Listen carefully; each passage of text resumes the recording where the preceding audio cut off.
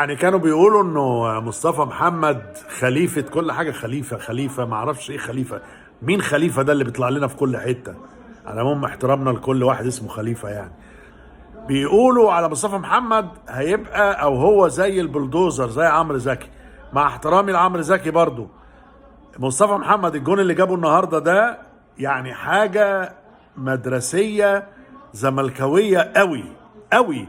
لانه لما ضرب الكورة ما بين رجلين المدافع المشهور بتاع بلجيكا، الكورة نطت وراه، سابها تنط علشان يعرف يشوطها.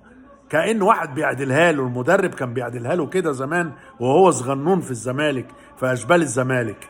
ها، حلو كلام حلو. واخدين بالكم من الكلام؟ واحد بيرقص بعدلة، يعني بيشوط الكرة لنفسه بانها تتعدل تبقى جاهزة للشوط، وجاب احلى جون. احلى جون.